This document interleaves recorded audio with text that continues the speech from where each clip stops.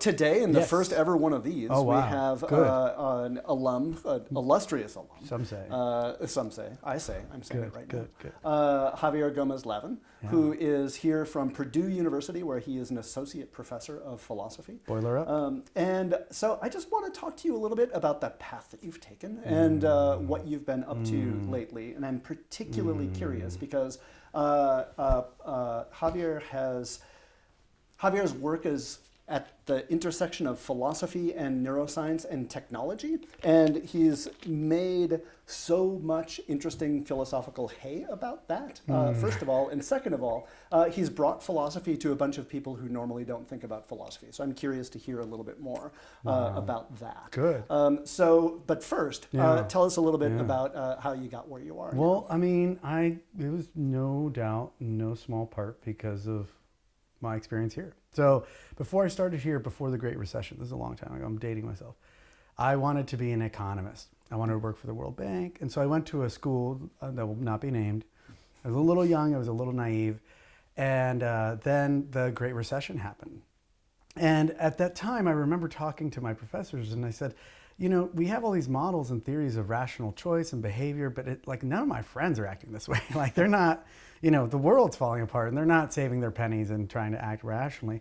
And my professor said something like, look, Javier, if a pigeon can peck the lever that gives it the most seeds, certainly your friends can be rational. And I just found this to be such a strange way to view the world that I was like, I think I just need a reset. So anyhow, long story short, I actually took a little bit of time off, in part because I wanted to explore different projects, including a music project. And then I decided to come back to school.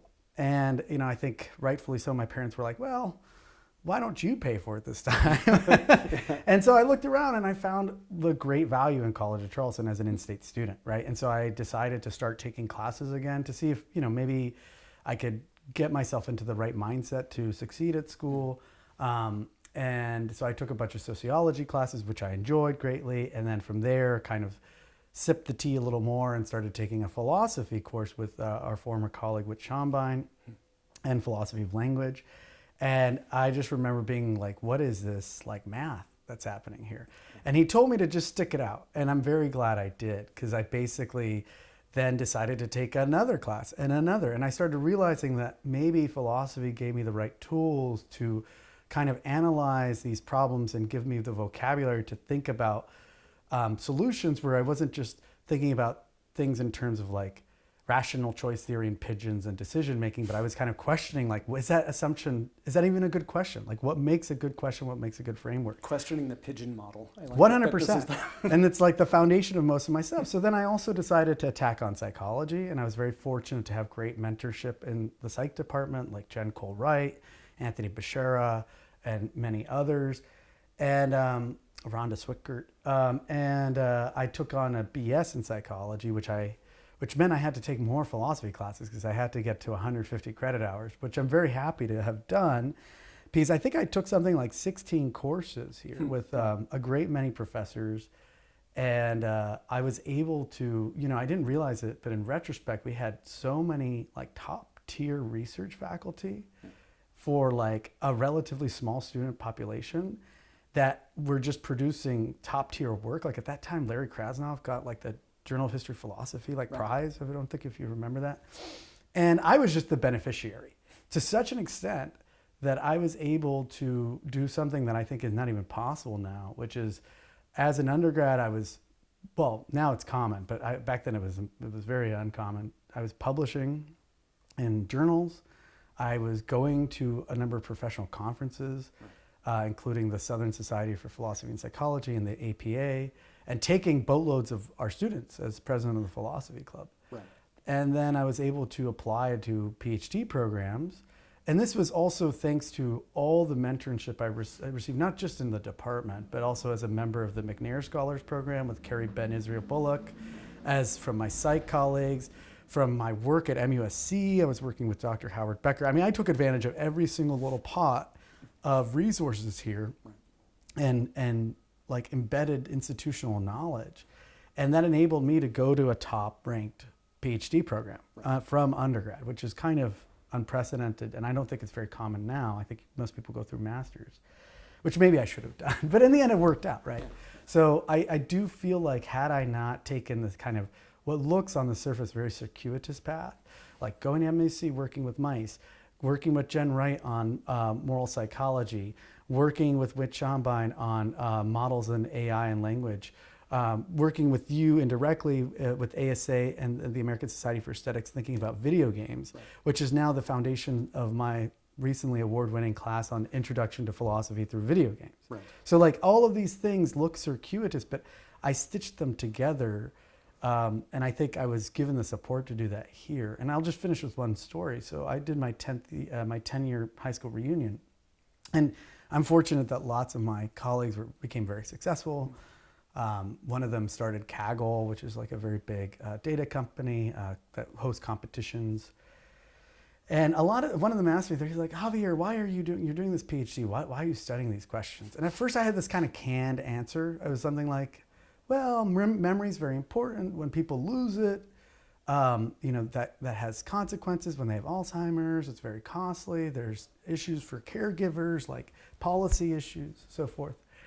And then I was so unsatisfied with that answer. And then I came back to him at the end of the day and I said, actually, this is what happened. I basically, like a ping pong, like a pinball almost, took this boop, boop, boop, boop, boop, circuitous path that put me in such a position that I may have been the only person on the planet able to answer this very specific set of questions. Right. Yeah. And that's my dissertation. And that's a cool thing. Like not many people get to do that. I'm not saying everybody should, right, but like, that's the truth of it, right? But so one of the interesting things that I think you've done, so you took this sort of pinball route, and it feels random at the time, but now you appreciate the sort of importance of attention to what the whole institution can do for you, the place that philosophy, the role that philosophy can play in a variety of places in the college, and it really seems like you've brought this to Purdue now. Where do you think that the background that you had here and the way that you learned to be interdisciplinary, in part because people opened doors, but in part because you were paying attention and in part by accident. Now it seems like you're bringing this to all of your work and your teaching and your outreach at Purdue. Is that, does that I think that's seem totally or- right. And I mean, I love my current institution mainly because I think we have a new administration. I think for a lot of reasons, a lot of Big Ten land grant schools tend to have this very kind of siloed atmosphere. Yeah. And sometimes, we might have to edit this out, but like sometimes it feels like, if you watched HBO's like Chernobyl, where like the goal is you just kick up good news up the chain, and right, you don't worry, you just always kick up good news. And that means that, when I started this VR/AI lab as part of our Bachelor's of Artificial Intelligence, which is actually housed out of the philosophy department. That's really cool. And part of this VR/AI lab, which functions as a way for us to test out new pedagogy, like the video games course, but we also did a philosophy through a machine learning class, a philosophy through programming class, and we're going to teach a philosophy of chess class, which is going to use the resources of the lab. Yeah. Pedagogically, and it's a makerspace for the kids in the BA and AI. But anyhow, my point is, when we built this thing, we only later found out when we went to Meta to ask for some VR headsets that there were already like 5 VR labs. And I'm like, wait, who, what, where, who, what? Like, why don't we coordinate? Right. Yeah. And I think the new administration is very sensitive that this siloing had to kind of change, right? And it's been with their tremendous support that, I'll have a wild idea. And then 6 weeks later, they're like, here's a pot of money and, here's a mission brief, like go. Right. And that has never really happened to me before. Like I've been at very, very top tier, like Ivy League institutions where I've asked for money to basically train undergrads to do another thing I do, which is experimental philosophy, where we actually use experimental techniques from usually the social sciences to answer or help, not even answer, to help move longstanding philosophical problems. And my people at this unnamed school, who you can find out very readily, were like, why would you want to waste time training undergrads? Like, no, like you should just be alone in a room and you'll get more done, which might be true. Yeah. But like, I really was influenced by the model that I learned from my colleagues in science. And when I was a student here, and especially at MUSC, of the power of like doing collaborative research where you have people who are faculty, grad students, postdocs, undergrads, all kind of helping and triaging a problem together. Right. And I really wanted to bring that. And like when I asked, they just said, here's some money, go do it. Right. So I've been really supported by an administration that has seen, I think, the value in trying to knock down some of these silos and bring that, I think, to bear. And it's been quite fruitful. So, you know, the BA in AI started, I think, officially in 2022 or 2023. And now we enroll, I think, as many, if not more majors in that than our philosophy degree. It is now one of the most like coded majors, which basically people transfer. Because like the thing is, a lot of people, you know, we have a great CS program, a great engineering program, and a lot of students go through many of those courses and are like, great, I know the foundations, but I actually want to apply it in a creative way, or I want to apply it in a policy context way, or actually, I really enjoy thinking about like the ethics and the decisions involved in this. And so we're basically giving them the tools because we partner with the CS department. This is a partnership. So we're not teaching the JavaScript. We're not teaching C, we're not teaching Python, but we are teaching logic, critical thinking, ethical applications, and like giving them capstone projects to work on that they can then take to jobs that don't even have names yet, right? Like they're like still being like devised in some sense. Where are some of the places that your the students have gone, both from the philosophy major and from the AI major? Oh, that's excellent. I mean, honestly, so as I said, we just started this in 2023, so I think we're just starting to graduate. Just graduating? But a lot of them, surprisingly, I think this was we didn't anticipate this, is they've gone to DC into policy context. Policy, governance, like think tanks, and also journalism. Like, and this is also because we have many other AI groups, including in poli-sci and in comms. I want to get that right because they're very particular. It's comm. Yeah, you're right. They're very particular about this. And anthropology even. And so I think they are now doing their own interdisciplinary searching. Obviously, grad school, obviously law school are standard routes for most of our students. But we've had a lot of success, I think, also because we have a very generous a series of alums. I think our new administration is very sensitive to how powerful alum contribution, not even just money, but like interest, time, Rolodexes, like knowing who does what and how they know each other is so valuable. And we've been very fortunate that we've had alums that have helped us with this. So one in particular, Tom Scholl, he endowed what he called the Tom Scholl internship, which he was a philosophy major. And he's like, I want the philosophy undergrads to get internships at my Fortune 500 companies. And it's up to you to figure out how you can help sell that to these companies. And so that's been very helpful for us to have a partner like that who's opening his, well, not only pocketbook, but his, Rolodex. I mean, people don't call it that now. His contact list. And helping us match students to potential internships. So we had one, I think, like Qualcomm and various other companies like this. And I think the last thing I'll mention is, again, this is largely due to the administration in some sense, is that we're very lithe and nimble, and we have to be for this BA in AI. And we're actually starting also a BA in cognitive science too, like we're just and maybe a PPE thing down the road. And that's that, like when we need to retool, we have the support to do that. So like we've already done a plan of study revision for the BA in AI degree in order to make it like, we were having them do too many requirements and such and not enough in this and that. And we wanted them to quickly adapt it a little bit while we still, have a manageable population of less than, a couple hundred. And help them track the changes in industry in some sense and be sensitive to that. So I don't know. I think it's largely just the support. Like I've been in places that have seemingly endless money, but no institutional will.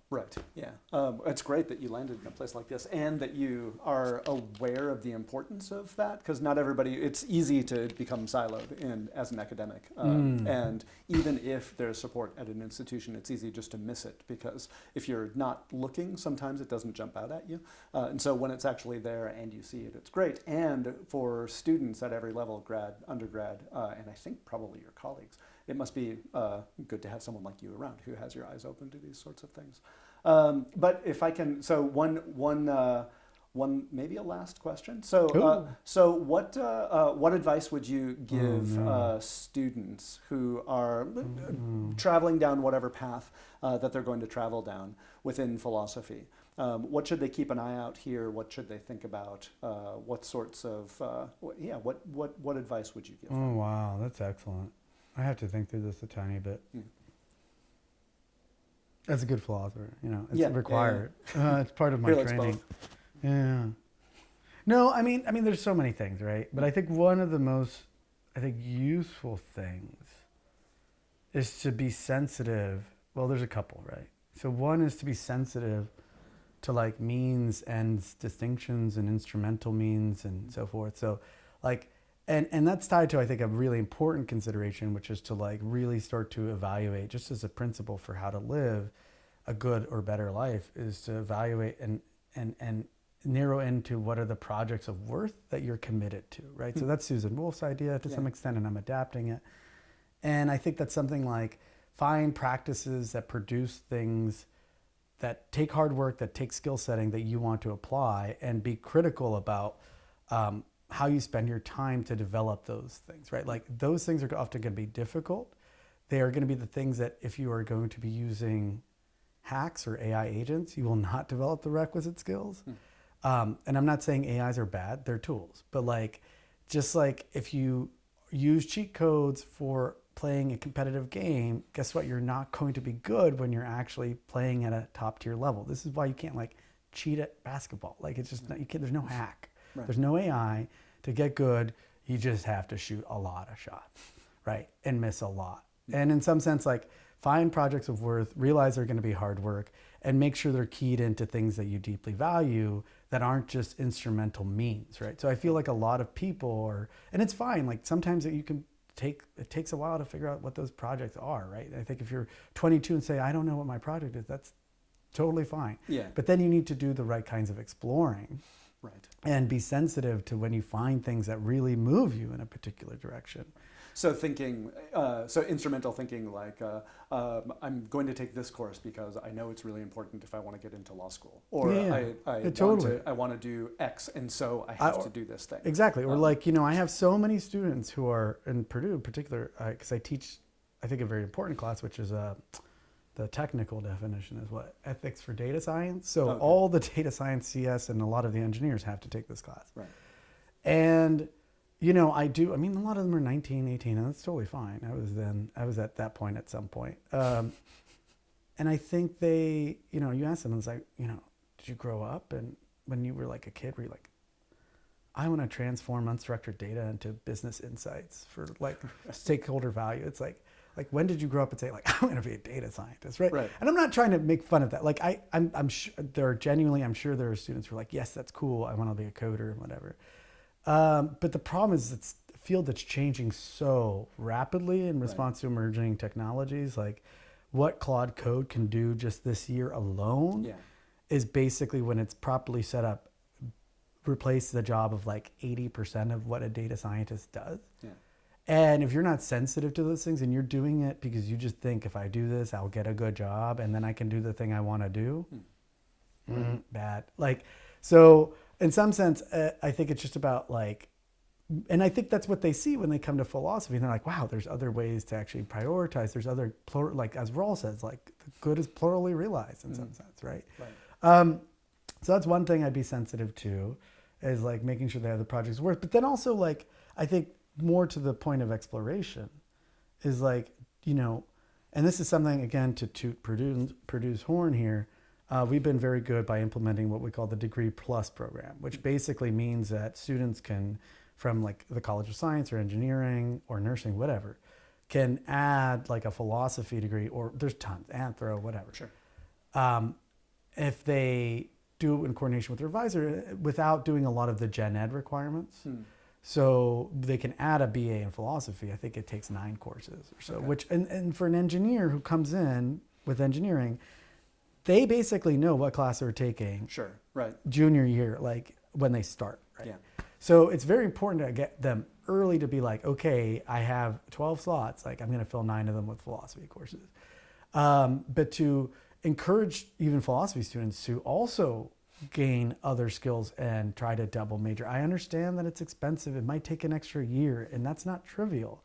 But as Amartya Sen says, like, what is this over a whole life? It's like a penny a day, right? So, I mean, and that's the value you can get of it. I think philosophy is so powerful, especially when it's put into contact and brought together with something else, like with math or CS or biology or the arts or like you name it. Because it's, philosophy is just a general toolkit that allows you to kind of sharpen these tools of argumentation, of reasoning, and also of being able to step back and really like analyze how a situation, a discipline, a question is formed. Right. That I think it's so powerful when you apply it with this other vocabulary and other knowledge base. And just to the last point on this particular topic, like, we're implementing at Purdue, we have the first Big Ten AI literacy requirement for all students coming this fall, so incoming students. And I think, part of what I've been advocating for, and I can't speak that it's not fully, the ink's not dry on exactly how this is going to look, but I think me and my colleagues are very sensitive that, like, when you ask that question, like, what's AI literacy? Like, that's a almost philosophical question. Like, there's so many ways you can reason about that. And one thing that I think is very important is that you have to be able to ask the next question. What do I mean by that? If a company comes to you and says, we're using AI, and if you don't know anything about AI, you're just going to be like, great. Like, why is AI in my pillow? Why is it on the door? Why is it in the wall? Why is it in my camera? Sometimes they're just stuffing it in as a gimmick. But I think the AI literacy requires that you be able to ask, why are you doing that? What kind of model are you using? Is it unsupervised or supervised? What are the features and targets that you're training on? What's the point of this? What are the other options that you could do? What are the ethical implications of it? Right. And I think if you can start having those conversations, which are fundamentally philosophical questions, then you can be a much better consumer, producer, and collaborator, and maybe even competitor with these systems that are just going to be everywhere. Right. Yeah. So I think we've been able to make that pretty explicit at Purdue, which I think helps us stay in, well, not the driver's seat, which is totally fine. Like my CS colleagues, chapeau, like right. They're, very impressive. But it helps us be at the table, and I think they're happy to have us at the table. Right, that's good, and it seems like they should be, because the questions that you're asking are questions that will always need to be asked, like you said, like the what the next question is after you solve a particular technical problem, about either why or what's the value or what are we actually going to do now that we have this, always, if not ground out, at least involve philosophical reflection and philosophical questions. So it seems like philosophy ought always have a place at the table. I mean, we may be biased. I mean, and I'm happy to hear other arguments. Yeah. But I think, we need to be, and maybe we're not very good at, I think in general, as academics, but also as universities, we tend to be bad at, not self-promoting, but like making explicit the value and the contribution we provide. And that's on us in some sense. Like, look, if we are managing public goods and giving public resources, and we're supposed to be good stewards of these things, I mean, it's not surprising that we should be accountable to the public in some sense. And if we just think that we ought to be entitled to these things, that's not an argument. And so it's kind of up to us to make it very clear, like, why we're valuable. And I think this is a very clear, obvious way that's super impactful right now. Yeah. So, well, great. Yeah. So I'll do this. So thanks very much. It's so good to see you. I'm glad that you're back in town. Me too. And, Can't wait to come back to your talk. Yes. Later on. Oh, yeah, that's right. So good. Thanks a lot. Thanks, Jonathan.